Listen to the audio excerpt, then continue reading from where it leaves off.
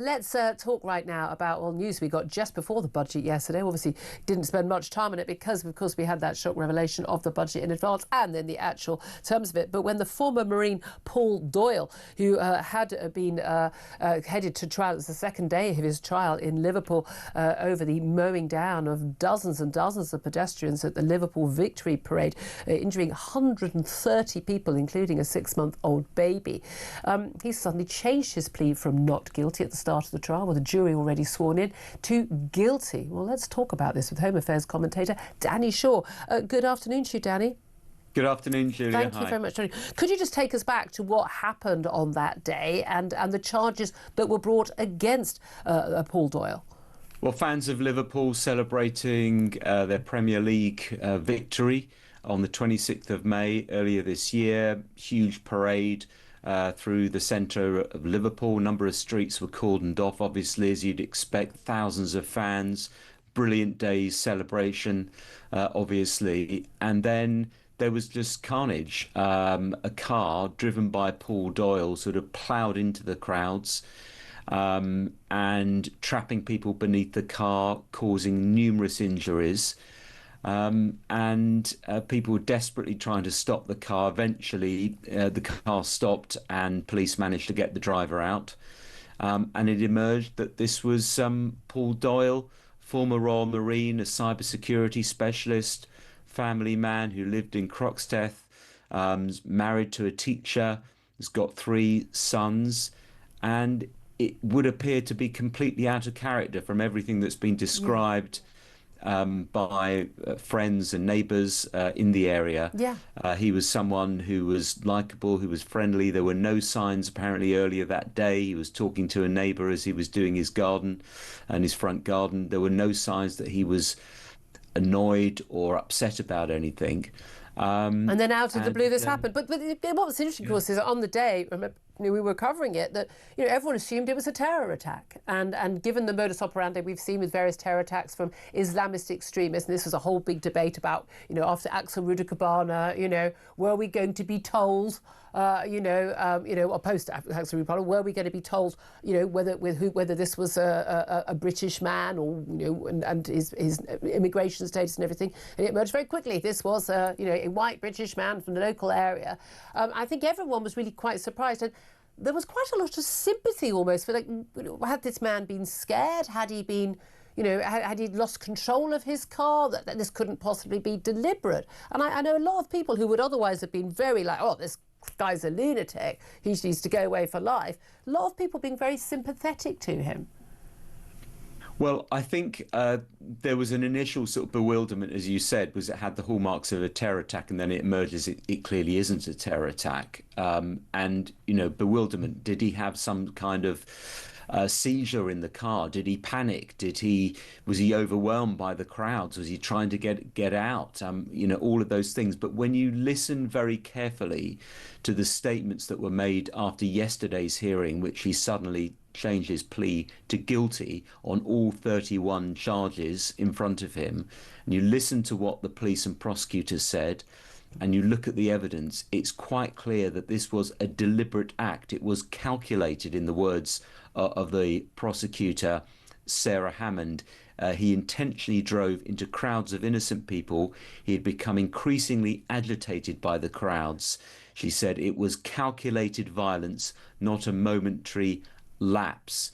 And I think when you look at that, and the police were saying that his driving before he ploughed into the crowds was aggressive and dangerous. He was undertaking vehicles, jumping lanes. He ran through a red light, circumvented the traffic system that had been put in place for the football parade. Followed an ambulance I think you or can something. See it was very deliberate, Julia. Yeah, but it's really, you say will ebb away. 31 counts. He pleaded guilty to 17 counts of attempting to cause grievous bodily harm with intent in relation to 12 adults and 5 children, included 6-month-old little lad Teddy Everson, who's thrown apparently 15 feet down the road in his pram, 4 other children as well, but also admitted causing grievous bodily harm with intent to 9 adults, wounding with intent against a child, and admitted dangerous driving and affray.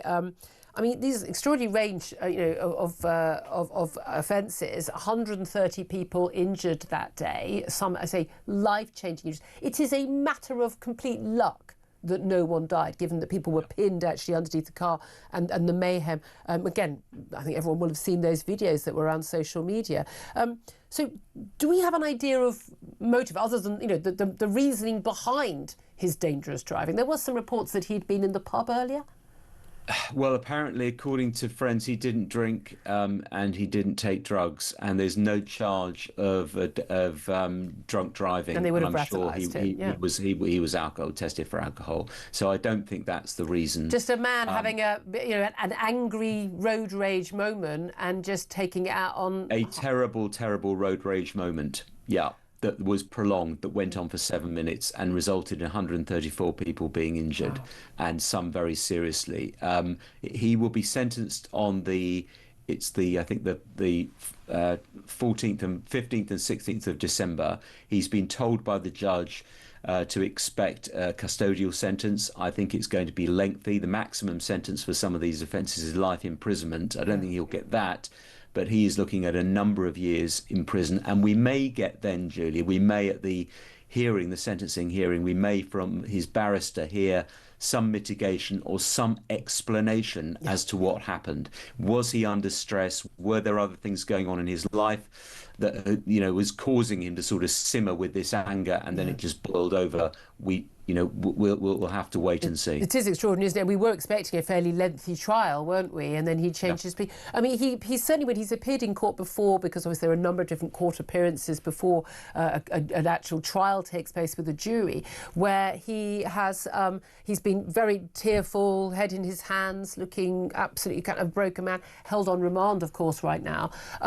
Is there any reason being given for why he's suddenly on day 2 of his trial? We know a lot of people who've accused of crimes, when the trial day actually comes, they actually plead guilty because there's the last chance to get a lower tariff for any crime that if you believe you are going to be found guilty for it. But do we know why at this point in the trial he decided to change his plea? No, it's a mystery. He pleaded not guilty all the way through. The jury had been sworn in the day before. Yeah.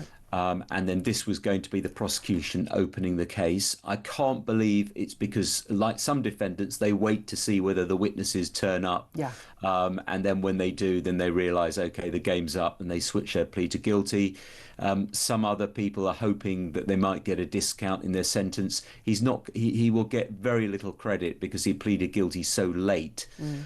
So I can't see that's the reason. I think perhaps it just took him until that moment to realise, to acknowledge what he'd done and the fact that this 3 or 4 week trial was about to start. I mean, so what has gone on in his head, we can only speculate. And you're going to hear the testimony from those who've been injured as well. Danny Shaw, really appreciate you joining us, explaining all that to us. Home Affairs commentator Danny Shaw. Henry Hill listening to all of that from Conservative Home. Obviously not a political story, but I remember at the time, it was a very big deal. It was a big deal about whether or not he'd be identified quickly by the police, that the whole, 2-tier policing and the like, but also just the utter sort of bewilderment at what could possibly have driven this sort of completely average, normal family man to have done something so heinous. And I think the thing is, my assumption when I heard that it was an ex-serviceman was that it was potentially some sort of PTSD, right? Because, if you think if you're deployed in Afghanistan or Iraq, you're in a vehicle that's surrounded by crowds, there could be a bomber in it, there could be an IED, but apparently not, right? And I think that that must be in one way one of the strangest things about this, especially for those poor people who were hurt or who had loved ones hurt, because at least even if it's a terror attack or it's a machine malfunction or whatever else, having an explanation. But this seems to be somebody who has no underlying mental health condition that we can, with no reason to be angry, who then did a deliberate 7-minute attack. It's just it's utterly bewildering. It really is. I mean, that ties in also. They're waiting for the jury to arrive. Of course, we've got a jury being sworn in the day before. We've got this attack on jury trials from the Justice Secretary David Lammy. Of course, when he was Shadow Justice Secretary back in 2020, famously said that the jury trials were, absolutely fundamental to our democratic system, and apparently now they're not, and he wants to go further and faster than what was even recommended by Lord Leveson in his report, suggesting, how we could actually speed up and make more efficient the justice system. Getting rid of jury trials for all but, I'm wondering actually. I don't think he wouldn't face a jury for these. If David Lammy had his way, there would be no jury there to deliver that verdict, because this isn't rape or manslaughter or murder. This would be GBH and other charges. So there wouldn't be a jury. How worried are you about the idea that you wouldn't, if for such serious charges, that you could actually not have a jury? I mean, so I think there are definitely cases where there is a case for restricting jury trial, but it's really complex white-collar fraud, right? Those fraud cases that take 2 years. They take 2 or 3 years. People have to give up their entire lives. They're not trained accountants or financiers. There's no real prospect of them actually following it. And so in those cases, I think there is some case for reform. But ultimately, juries are not the reason that we have a court backlog, right? Exactly. The court backlog is because we don't have enough, magistrates and judges, and we don't have enough prison places, so we can, or enough money to have enough courts open. Exactly. Yeah. It's not that they say it's going to clear the backlog, but it's not going to clear the backlog. That's, I think. So it's not going to solve the problem. It's not even going to solve the problem. And it's going to create other problems. Right, and again, exactly. as we've seen with the two-tier justice and two-tier policing over the last few years, that actually the juries are the ones that have been the voices of sanity and common sense. Just like voters. It's 12 people. Your peers making a judgment on whether or not they think that you have or have not done something. This is the ultimate justice system. Well, I think the ironic thing is, if there was one thing that I would have, if you asked me to make the case against juries, the one thing that I would cite is this evidence from research from the Home Office in 2007 that found enormous evidence of racial bias in how juries treated I thought they found the opposite. No, 2007, enormous bias, right? But you know what the thing is? If you showed that research to David Lammy, it'd probably bring him back out in favour of them. Ouch. 12